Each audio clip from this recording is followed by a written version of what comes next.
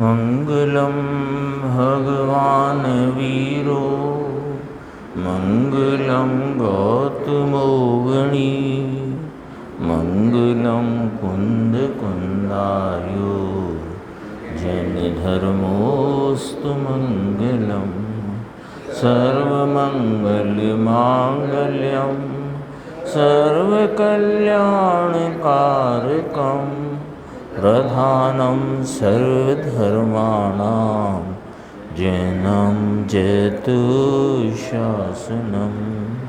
सहजानंद चैतन्य प्रकाशाय महीयसे नमो अनेकांत विश्रांति महिमने परमात्मने।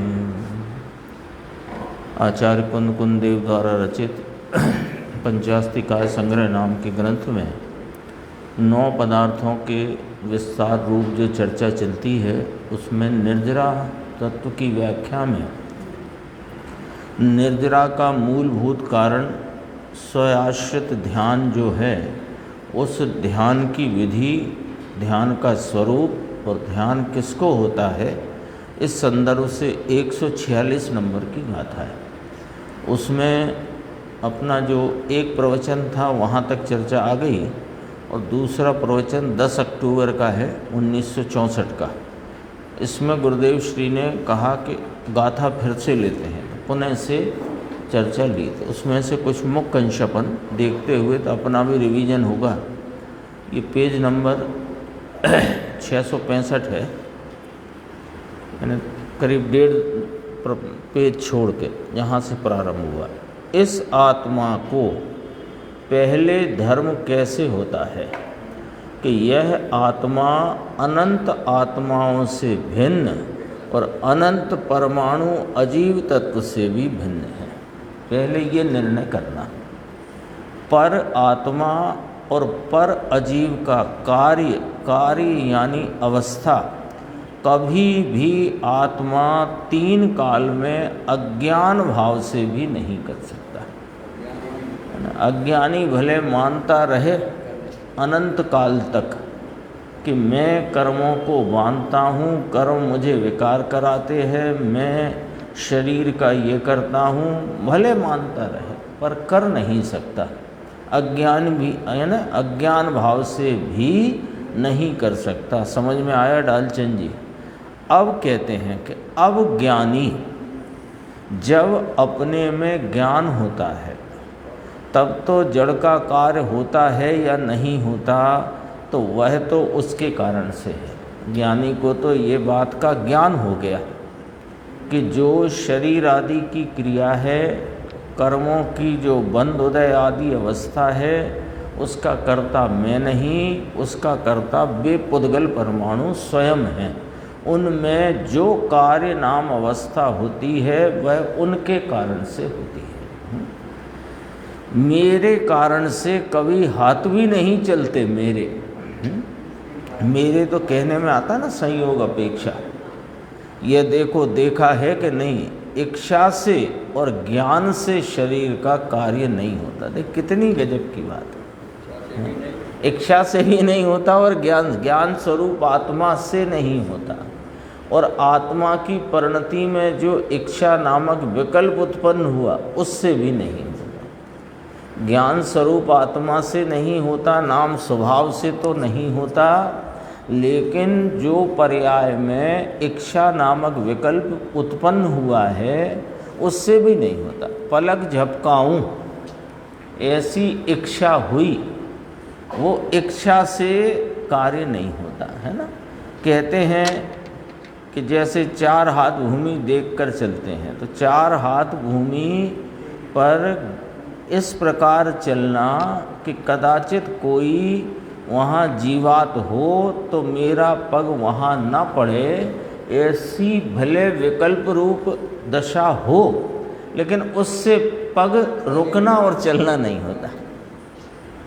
पग का रुकना और उसका चलना वो नहीं होता। और इच्छा से भी शरीर का कार्य नहीं होता और ज्ञान से भी शरीर का कार्य नहीं होता। इस शरीर की पर्याय होने वाली, देखो इसमें क्या बात आ गई, छोटा सा वाक्य है। इच्छा है वो आश्रव तत्व है और ज्ञान है वो जीव तत्व है। तो जीव तत्व से अजीव का कार्य नहीं, है ना, शरीर की क्रिया वो अजीव का कार्य है। तो जीव से अजीव तत्व का कार्य नहीं, आश्रव से अजीव तत्व का कार्य नहीं। स्पष्ट हो गया ना।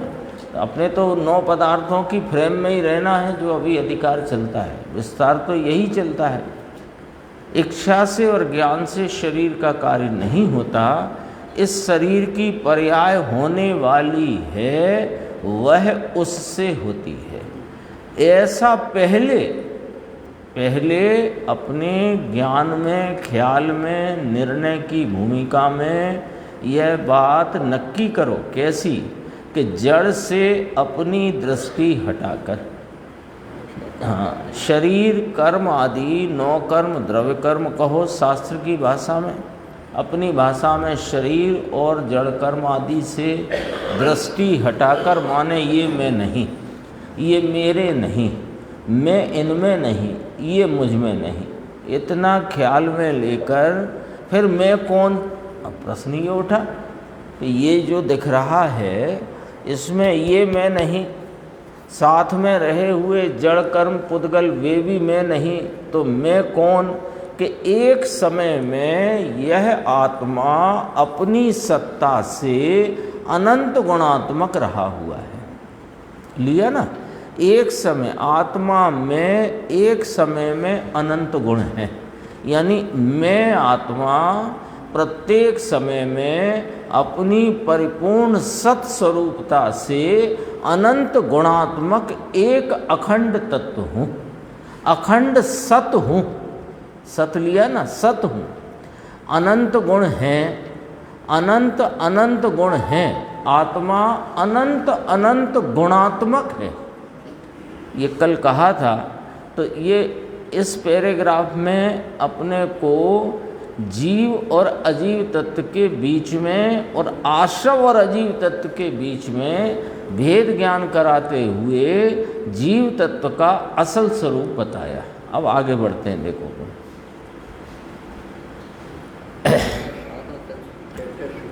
शुरू से हाँ, सब ली बात यहाँ 666 पेज है।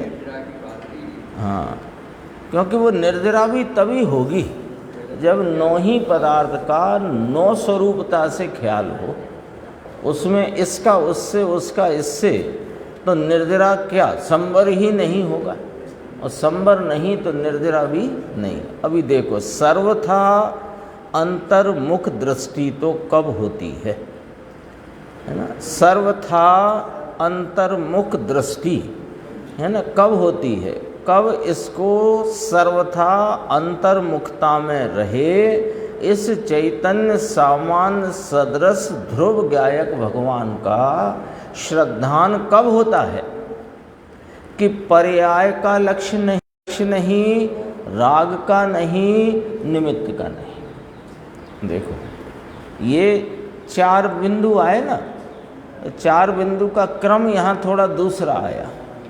तो रूप परिणमन होना, अपने गायक भगवान में एकत्व रूप, यही मैं हूँ, ऐसे एकत्व रूप परिणमन हो, उस श्रद्धान प्रतीति, विश्वास, मान्यता प्रतीति को सम्यक दर्शन कहते हैं।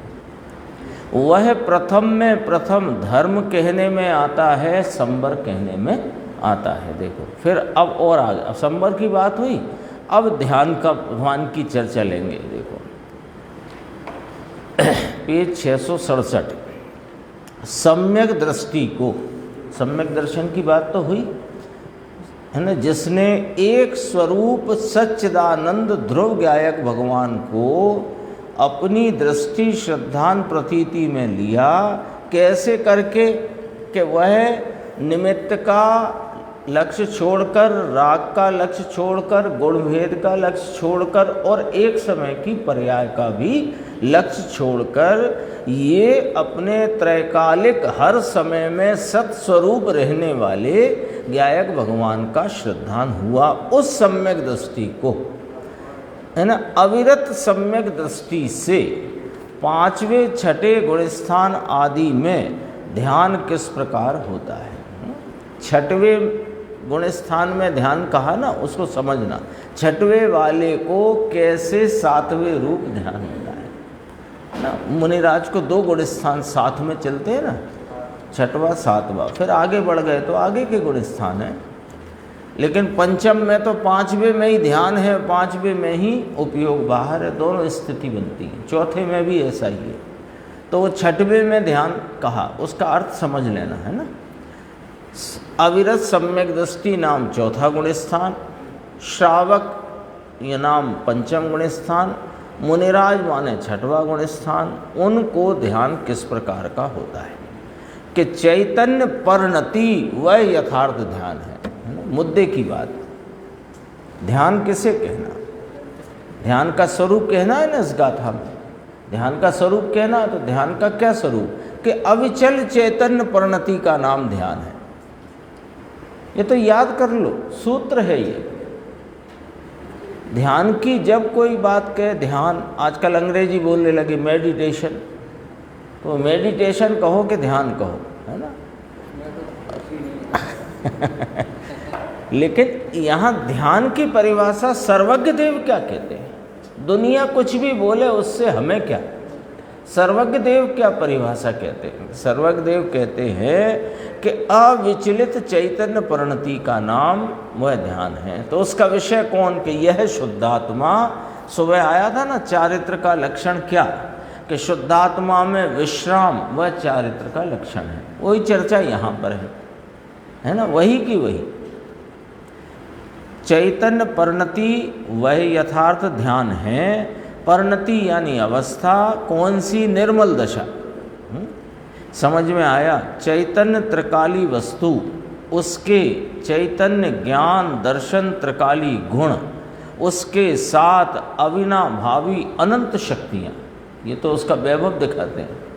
चैतन्य यह में ज्ञायक चैतन्य, त्रिकाली वस्तु, तीनों काल एक सर का सामान्य सदृश रहने वाला मैं ज्ञायक भगवान, उसके चैतन्य नाम ज्ञान दर्शन आदि अनंत त्रिकाली गुण।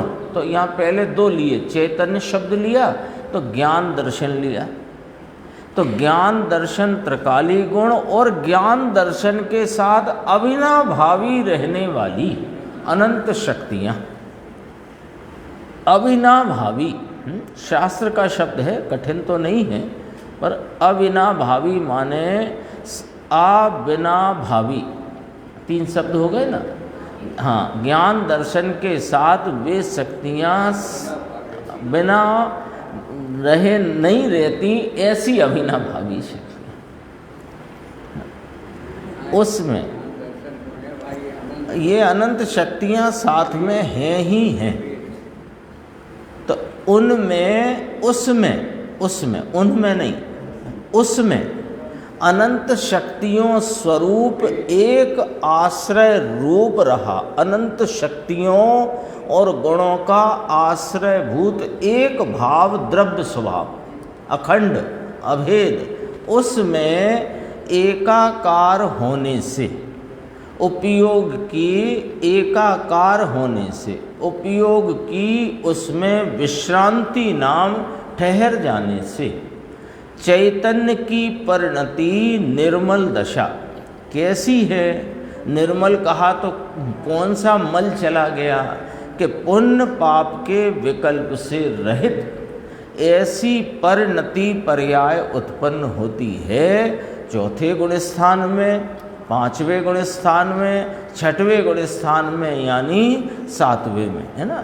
तो परिणति रूप तो छठवें में भी लेना, पर यहाँ एकाकार परिणति ध्यान की वह सातवें में है। वह यथार्थ ध्यान है। इसमें कितनी बात आ गई, ये वाली बात आ गई कि सम्यक दृष्टि को ही ध्यान होता है पहले, है ना। और ध्यान की परिभाषा आ गई कि ध्यान चैतन्य की वह निर्मल परिणति जो अपने स्वरूप में विश्रांति रूप एकाकार होकर परिणमती है, कैसा है स्वरूप कि चैतन्य नाम ज्ञान दर्शन से अविनाभावी रहने वाली अनंत शक्तियों का अखंड एक पुंज है। उसमें जो एकाकार परिणति, उसका नाम ध्यान है। इतनी बात आ गई। और वह परिणति कैसी है कि निर्मल है। कौन सा मल नहीं रहा उस परिणति में कि पुण्य पाप के विकल्प रूपी मल उस परिणति में नहीं होने से ध्यान की परिणति निर्मल है। कितना स्पष्टीकरण है ना, पॉइंट टू पॉइंट। अब कहते हैं, अब मूल बात, ये जो निर्मल परिणति रूप स्वरूप से एकाकार जो चैतन्य की परिणति, जिसे सर्वज्ञ देव ध्यान कहते हैं, वो किसको होता है कि चौथे गुणस्थान वालों को, पांचवें गुणस्थान वालों को और मुनिराज छठवें सातवें गुणस्थान।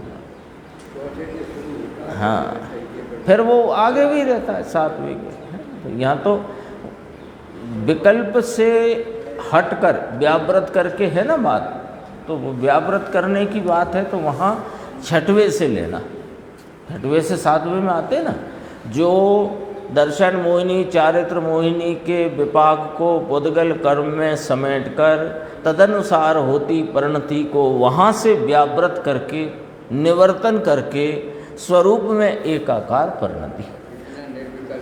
हाँ, इसमें लिया गुरुदेव ने, बहुत अच्छा लिया है। एक साथ दोनों कैसे होते हैं वो भी चर्चा ली है। अब देखो इसमें कितनी स्पष्टता हो गई कि कोई कहे कि सिर्फ सातवें गुणस्थान में ध्यान है तो वो बात उसकी ठीक नहीं, उचित नहीं है, गलत है। सिर्फ सातवें में नहीं होता, चौथे में भी होता है, पांचवें में भी होता है। एक बात है, हाँ वो तो कहा ही है। हाँ, द्रव्य संग्रह में स्पष्ट कहा है, नेमिचंद सिद्धांत देव ने बात कही है, वो यहाँ भी स्पष्ट हुई वो बात।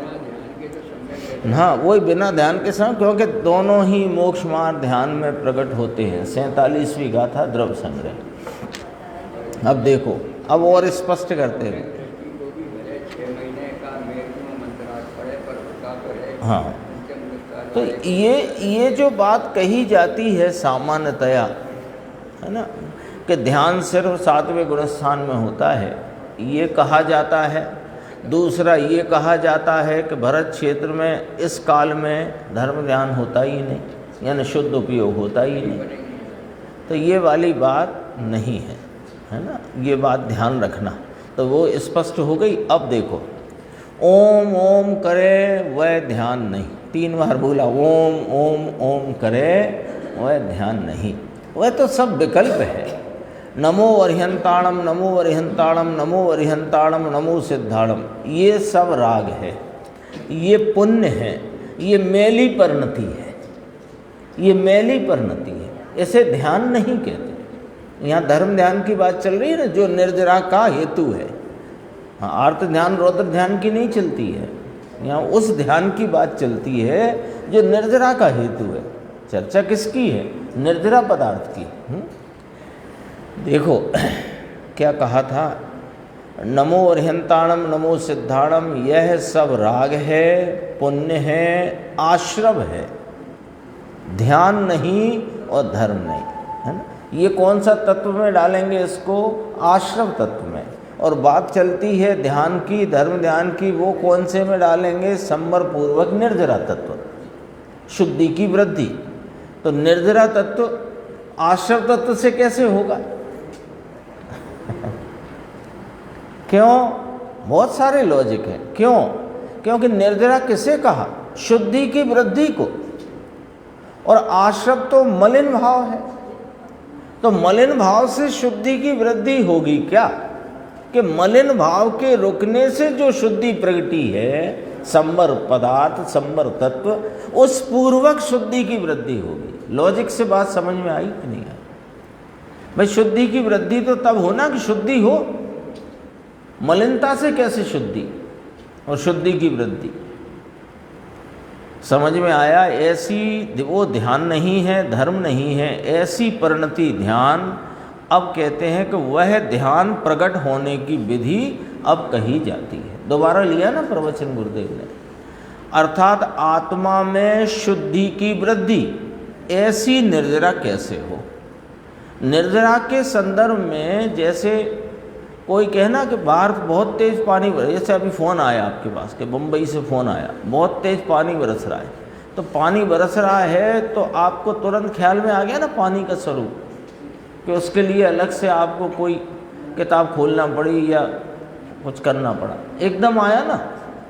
ऐसे निर्जरा शब्द जैसे ही आपके ख्याल में आए तो शुद्धि की वृद्धि आना चाहिए, कर्मों की निर्जरा नहीं आनी चाहिए, होए वो निमित्त में, लेकिन पहला पॉइंट ये खड़ा होना चाहिए यहाँ, शुद्धि की वृद्धि। क्योंकि वो तो द्रव्य निर्जरा है और निमित्त में होने वाली है। यहाँ तो अपनी उपादान की बात चलती है, आत्मा की बात चलती है। मोक्ष आत्मा को होना है कि कर्मों को? आत्मा का पूर्ण लाभ आत्मा को प्राप्त होगा कि कर्मों को?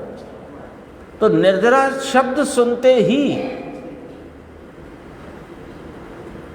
जैसे अपना नाम सुनते ही, भीड़ भरी भीड़ में भी अपना नाम सुनते ही अपने को ख्याल आता है कि मुझे पुकारा, तो निर्जरा शब्द से उसका भाव भाषण ख्याल में आना चाहिए। किस रूप से? शुद्धि की वृद्धि।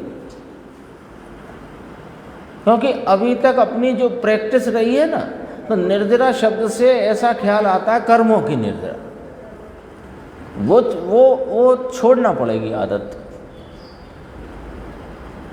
क्योंकि अब जब अपन ने पंचास्तिकाय से, यानी कह सकते हैं, इसको कहने में हमें कोई संकोच भी नहीं है कि पंचास्तिकाय में 9 पदार्थ का जो वर्णन है, वो निरूपण है, बहुत गंभीर और विस्तार से किया गया है।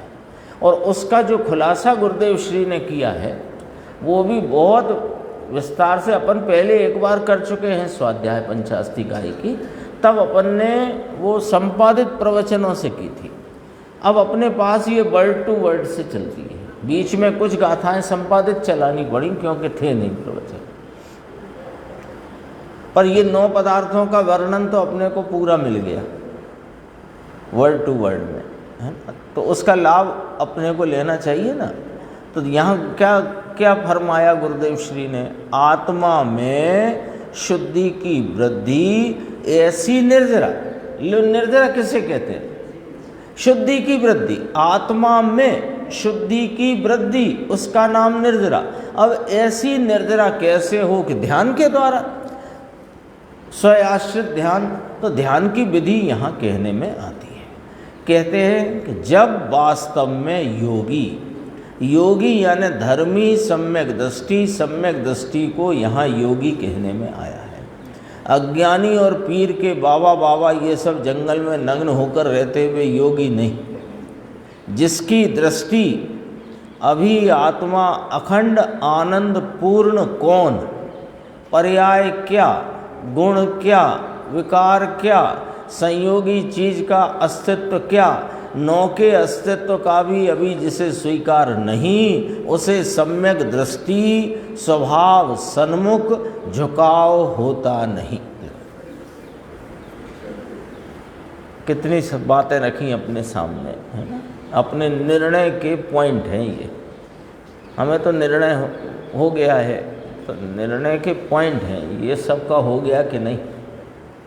अखंड आत्मा अखंड आनंद पूर्ण कौन, उसकी पर्याय क्या, उसके गुण क्या, विकार क्या, संयोगी चीज, द्रव्य कर्म, ये 9 कर्म, शरीर आदि, इसका अस्तित्व क्या।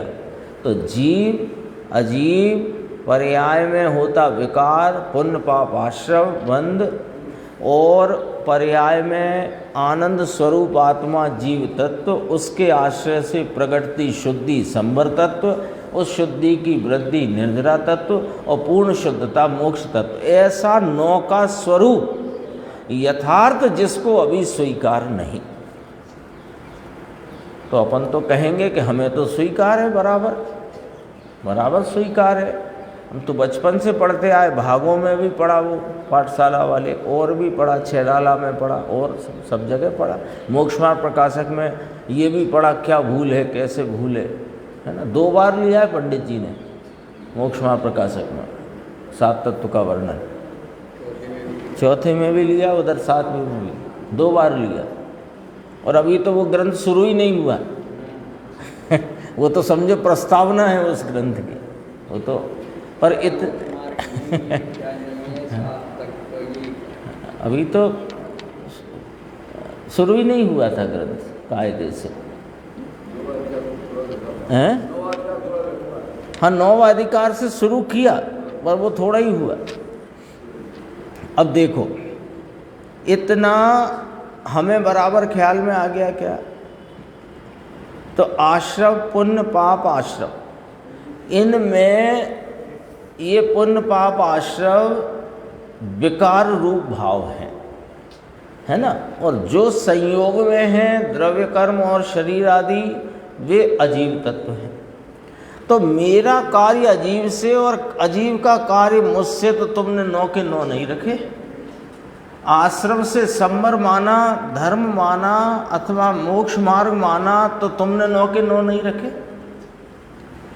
तो निर्णय नहीं हुआ। इतनी शर्त है ये, है ना, इतनी शर्त है। ऊपर तो कहा ना गुरुदेव ने, देखो, अज्ञानी पीर के बाबा फाबा ये सब जंगल में नग्न होकर रहते हैं, वे योगी नहीं। इसके पहले के प्रवचन में एक बात और आई थी, यहाँ अपन याद कर लेते हैं कि जो दिगंबर जिन मुद्रा को धारण करके भी अपने आत्मज्ञान से रहित हैं, स्वरूप के संवेदन श्रद्धान से रहित हैं, 9 तत्वों का जिनका यथार्थ निर्णय ही नहीं है, ऐसे अज्ञानी भले दिगंबर जिन मुद्रा को धारण किया हो, वे योगी नहीं है, भोगी है। ऐसा आया था, ख्याल होगा आपको। काय के भोगी हैं कि अज्ञान के भोगी हैं? काय के भोगी हैं? अज्ञान के भोगी। अज्ञान भोग रहे हैं कि नहीं भोग रहे हैं? मिथ्यात्व का आश्रव चल रहा है कि नहीं चल रहा?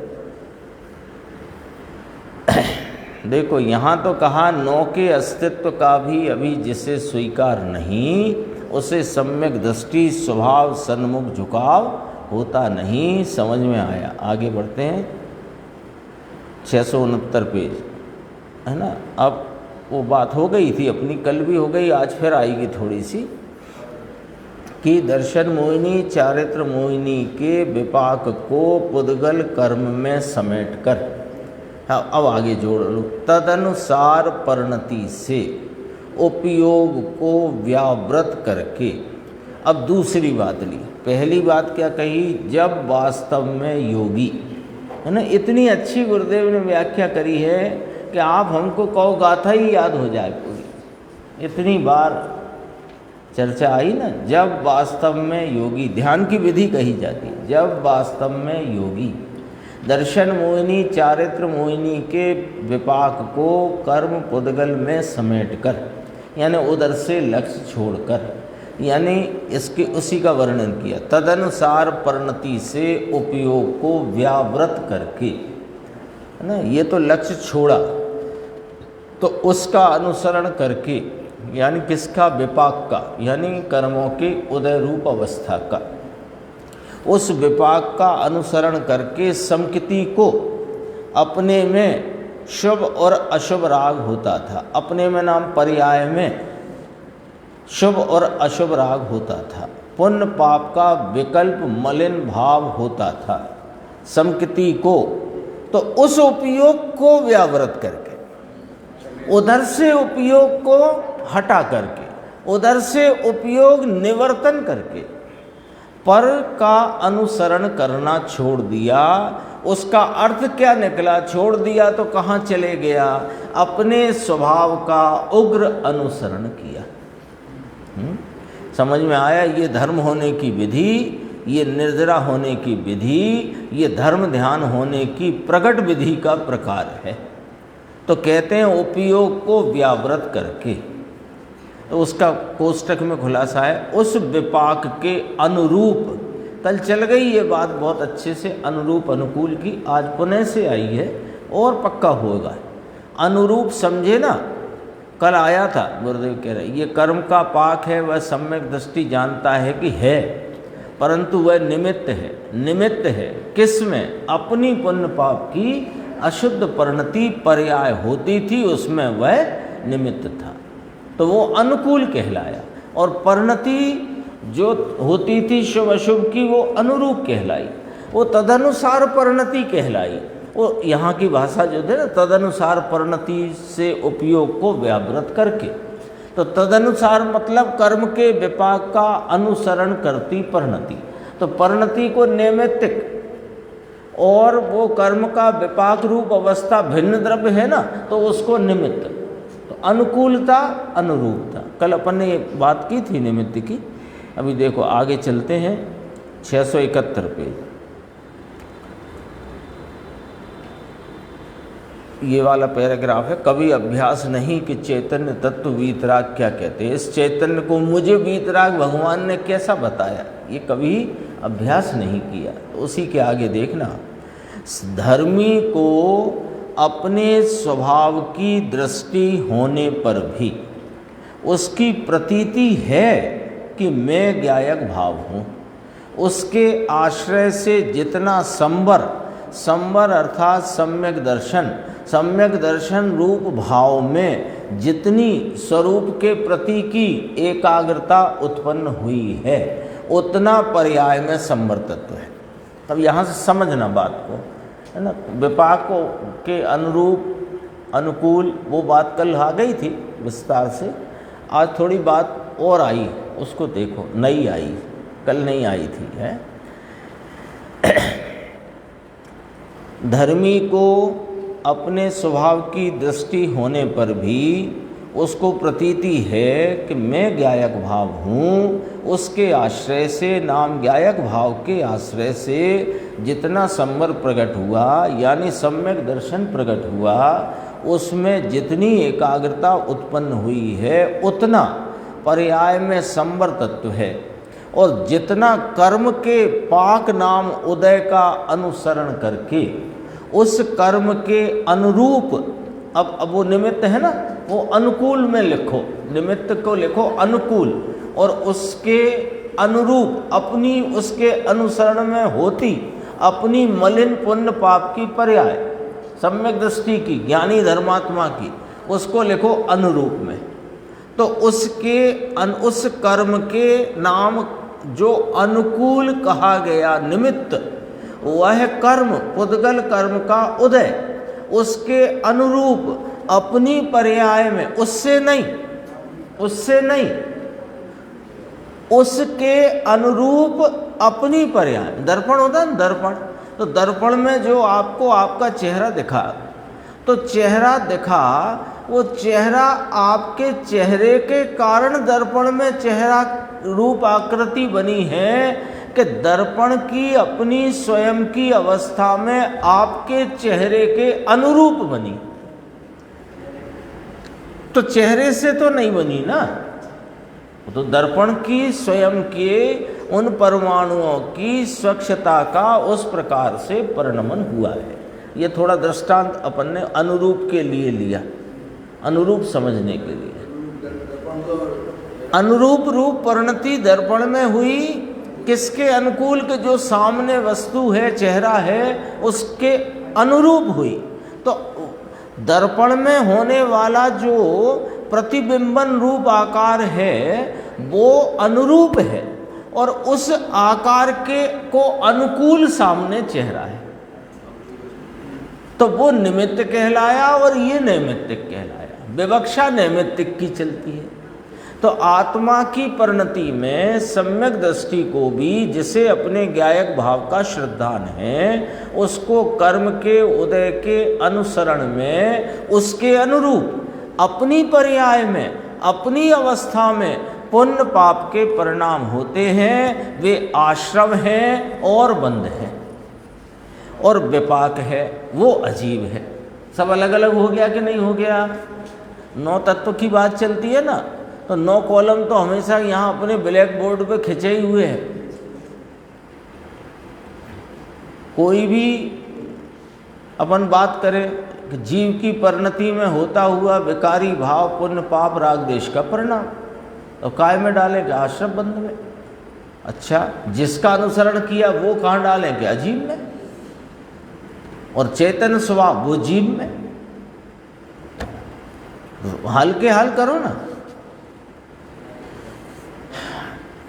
पुण्य पाप के परिणाम कहाँ होते हैं? कर्म के, यानी इसको पूरा ऐसे कर सकते हैं कि जो अनुकूल कहा जाने वाला द्रव्य कर्म का उदय, उसके अनुरूप होती अपनी परिणति, उस पर्याय में, अवस्था में पुण्य पाप के परिणाम होते हैं, वे आश्रव और बंध हैं। और जिसका अनुसरण किया उपयोग ने विपाक नाम पुद्गल कर्म की उदय अवस्था का, वो अजीब है। अजीब आया, पुण्य पाप आए, संवर आया, आत्मा आया। पुण्य पाप आए तो पुण्य पाप के साथ 4 गिनो। अजीब आया, आया कि नहीं आया? और पुण्य पाप आश्रव बंध, 4 ये आए। संवर आया, निर्जरा मोक्ष भी आया संवर के साथ है? और आत्मा आया। तो संवर में शुद्धि की वृद्धि आ गया निर्जरा, और शुद्धि की वृद्धि से पूर्ण वृद्धि होने हो करके क्या भाव आएगा कि मोक्ष। तो हो गई 9 की बात कि नहीं हो गई? बोलो कितनी सी बात में हुई? इतनी सी बात में कि जो कर्म का विपाक हो के में जुड़ने से जो जीव की परिणति में पुण्य पाप परिणाम उत्पन्न होते थे, वे अनुरूप कहलाए, वे पुण्य पाप आश्रव बंध तत्व हैं। और जिनका अनुसरण करते हैं वो अजीब तत्व है। और वहाँ अपना आत्मा ज्ञायक जो दृष्टि में विराजमान है वो जीव तत्व है। और संवर पूर्वक जो शुद्धि की वृद्धि है सो निर्जरा तत्व है। और उसका जो पूर्ण फल आया वो मोक्ष तत्व। सब हो गए कि नहीं हो गए? कि रह गया एक आध? सब आ गए। ये है खतौनी। सही खाते में इस प्रकार से कथन है। देखो, संवर में शुद्धि की वृद्धि कैसे हुई? कि शुभाशुभ परिणाम से हटकर, वहाँ से व्यावृत होकर, शुभाशुभ परिणाम से निवृत्त होकर जितनी एकाग्रता अपने स्वरूप की हुई उतनी संवर की वृद्धि, संवर की वृद्धि यानी शुद्धि की वृद्धि अर्थात के निर्जरा है।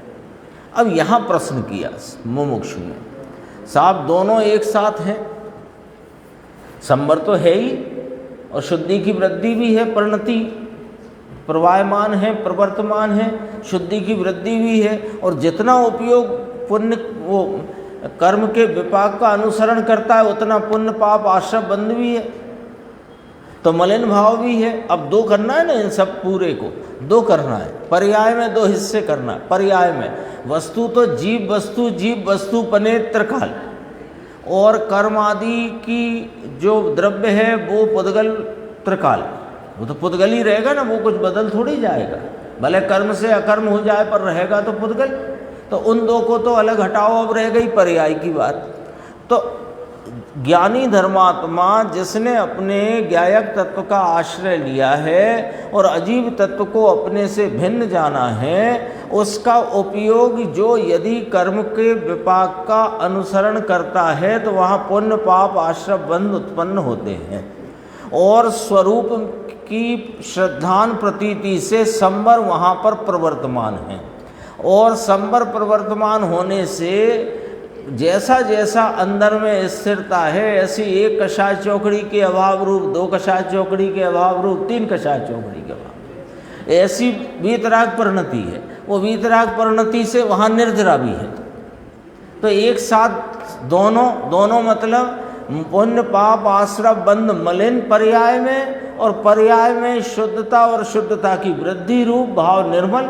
तो मलिनता और निर्मलता साहिब एक साथ है पर्याय में, ये पूछा। प्रश्न आया समझ में? क्या पूछा उसने?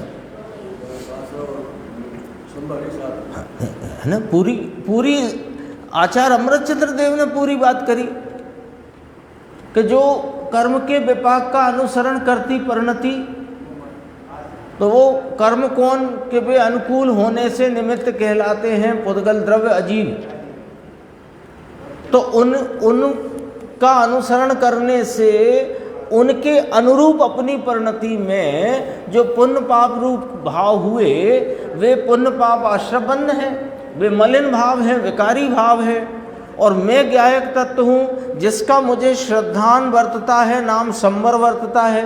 और संवर के साथ जितनी जितनी वीतरागता प्रवर्तमान है उतनी उतनी शुद्धि की वृद्धि निर्जरा भी वर्तती है। तो साहिब पर्याय में एक साथ दोनों हैं, ये प्रश्न है। तो गुरुदेव श्री कहते हैं हाँ एक साथ है। समझ में आया?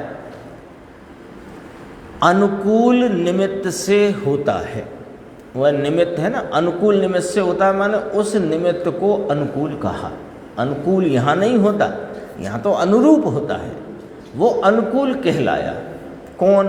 कर्म का विपाक निमित्त अनुकूल निमित्त से होता है। वह निमित्त है ना पाक विपाक, वह उस अपेक्षा से, उस निमित्त की अपेक्षा से जीव की परिणति में स्वतंत्र उत्पन्न होने वाले पुण्य पाप के मलिन विकारी भावों को उसके अनुरूप कहने में आया है।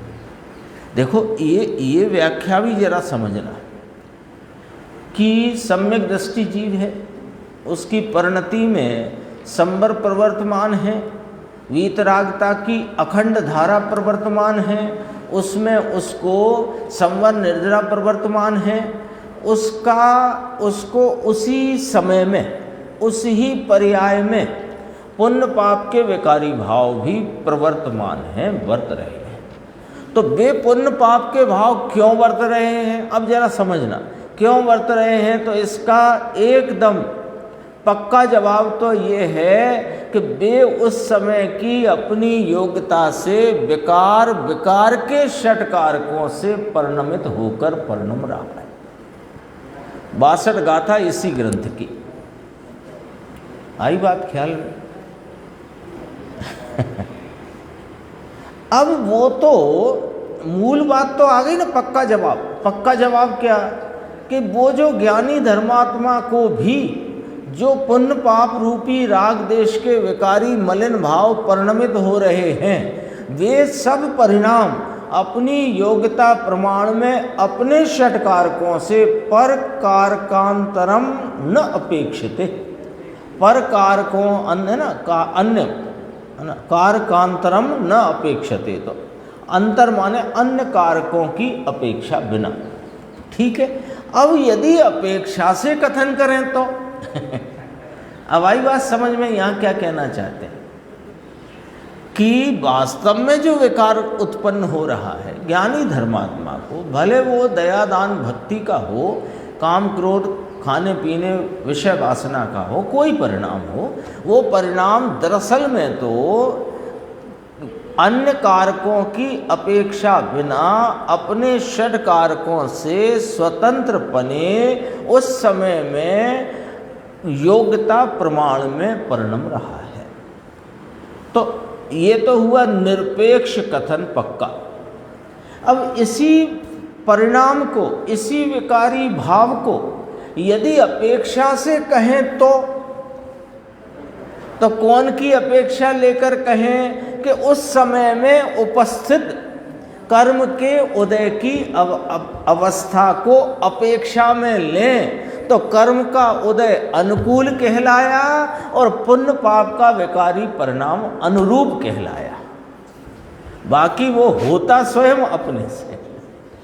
ये तो क्या गुरुदेव श्री की व्याख्याएं हैं, इतनी स्वतंत्र स्पष्ट बात मिलने वाली नहीं कहीं। कितनी स्पष्ट है। तो ये इसमें अर्थ लिखा है। गुरुदेव की एक पंक्ति आई ना, वो तो अपेक्षा से अनुरूप कहा है, अपनी पर्याय अपने में तादात्म्य, इतने में पूरा अर्थ छिपा है। परंतु उसे अनुरूप क्यों कहा? कि कर्म है ना जड़, उसे अनुकूल कहा। अनुकूल कहा, अनुकूल क्यों कहा? उसे निमित्त का ज्ञान कराया तो निमित्त कहा, तो निमित्त कहा तो इसे उसके अनुरूप कहा, तब तो निमित्त कहलाएगा, नहीं तो वो निमित्त कैसे कहलाएगा। पकड़ में आई बात। विकार का परिणाम, पुण्य पाप का मलिन परिणाम, इसे नैमित्तिक कहो, तो नैमित्तिक कहो ठीक है, पर तुमने उसमें नैमित्तिक देखो, अब जरा नैमित्तिक और उपादान का थोड़ा फर्क है, बारीक वो यहाँ निकल करके आएगा।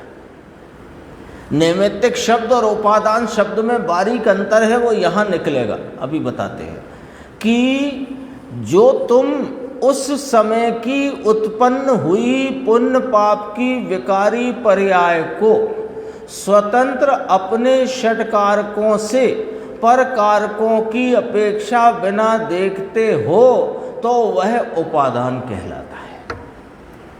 और उसी पर्याय को तुम यदि नैमित्तिक रूप देखते हो तो फिर निमित्त सामने है। तो उसके अनुरूप और निमित्त अनुकूल। हाँ, नैमित्तिक और उपादान सामान्यतया मोटे तौर पे एक ही बात है, लेकिन उपादान के संदर्भ में पंडित बनारसी दास जी ने कहा उपादान वस्तु की सहज शक्ति, तो उधर से अर्थ लो तो उपादान को किसी अपेक्षा बिना निरपेक्ष परिणाम देखो तो वह उपादान कहलाया। और नैमित्तिक कहा तुमने, इसका मतलब यहाँ निमित्त अपेक्षा में खड़ा है, भले वो अन्य वस्तु है, वो अनुकूल कहलाएगा, फिर ये नैमित्तिक उसके अनुरूप कहलाएगा। और ये वाली शैली यहाँ पर ली गई है, निमित्त नैमित्तिक की। देखो अनुरूप क्यों कहा कि कर्म है ना जड़, वह अनुकूल है, निमित्त है। अनुकूल अर्थात निमित्त है और उसके अनुरूप हुई है क्या, अपनी पर्याय, उसको वह अनुरूप कहलाई। फिर सुनो, पर्याय अपने में हुई, वह अनुरूप किसे अनुरूप, निमित्त के अनुरूप, और उसमें निमित्त इस पर्याय के अनुकूल। कल चली थी ना चर्चा अनुकूल अनुरूप की, और खुलासा आ गया और स्पष्टीकरण आ गया। अपने निर्मल परिणाम में मलिन परिणाम जो थे, फिर दोबारा पढ़े, अपने निर्मल परिणाम। साहिब निर्मल परिणाम में मलिन परिणाम, तो यही तो पूछा था, दोनों एक साथ हैं क्या? प्रश्न याद रखना पड़ेगा ना, जब तक जवाब नहीं आ जाता प्रश्न तो याद रखना पड़ेगा।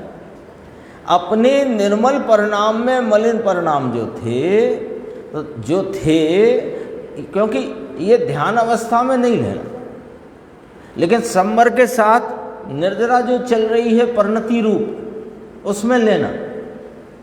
लेकिन जो उपयोग एकाग्रता वाला जो ध्यान है उसमें तो हट गया वहाँ से। हाँ, वहाँ मलिनता नहीं है, जो है वो गिनी नहीं है ना।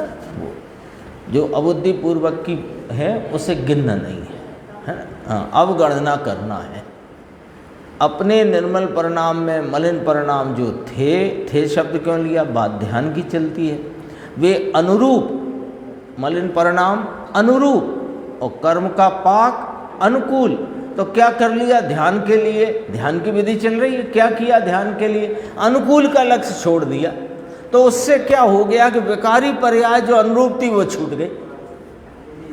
कितने गणित जैसी तो बातें हैं, है ना। आपने 4 रुपये कल दिए, 4 आज दिए, 4 परसों दिए, 12 हो गए, ऐसी तो बात है।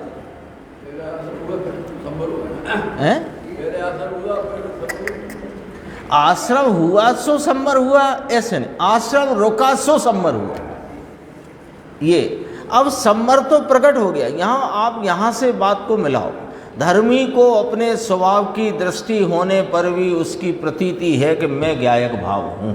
उसने आश्रमों को आश्रम जाना और अजीव को अजीब जाना, अपने को उन सब से भिन्न एक जीव तत्व जाना, अपने को संवर निर्जरा मोक्ष की पर्याय से भी भिन्न जाना, और ऐसे सबसे भिन्न एकले कुटस्थ स्वरूप अपने ज्ञायक भगवान की प्रतीति है।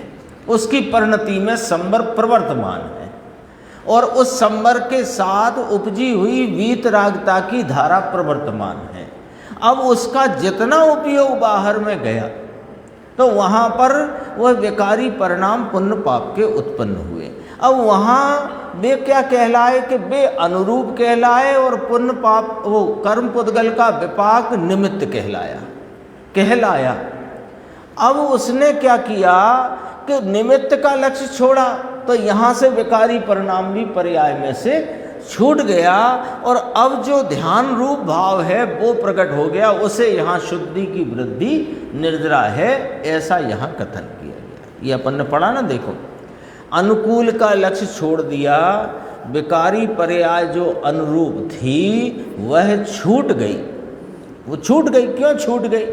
कि दरअसल तो वो छूट गई कैसे कि उपयोग स्वभाव में एकाग्र हो गया, पुण्य पाप का परिणाम वहाँ उत्पन्न होने का था नहीं और कर्मों का आश्रवण होना नहीं था। सब काम अपने अपने से रुका और जो काम हुआ वो अपने से हुआ, लेकिन पूरे दृश्य का वर्णन करो तो ये सब बात आ रही है।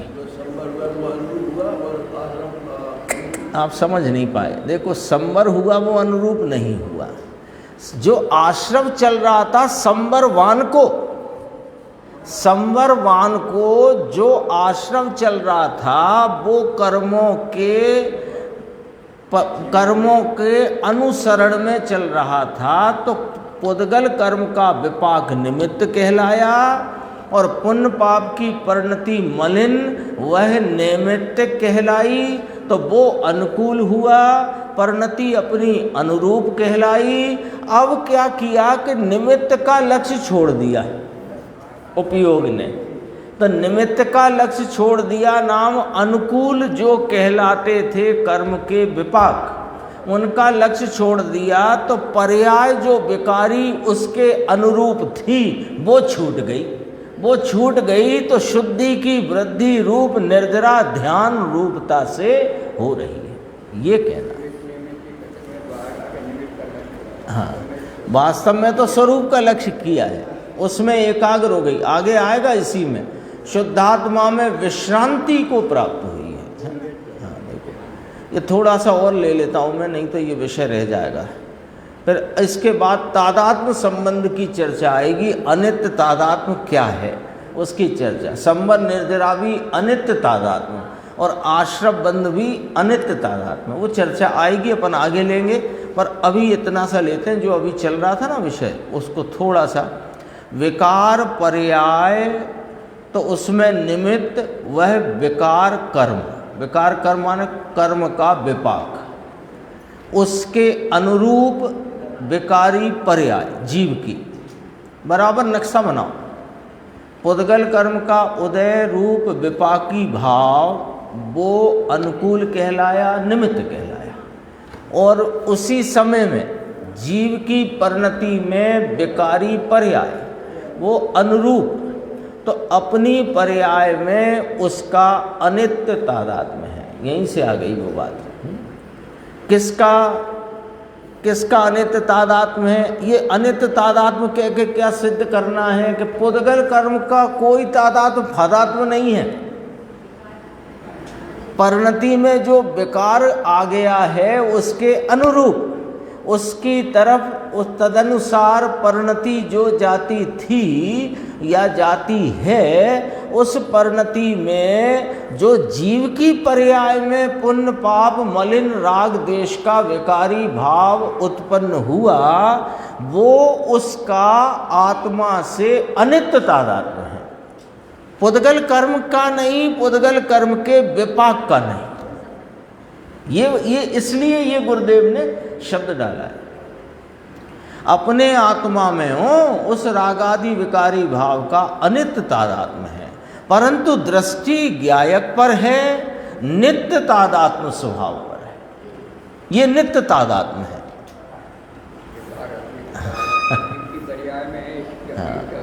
ये नित्य तादात्म्य है, अनंत गुणात्मक नित्य तादात्म्य तक है ना, तादात्म्य स्वरूप।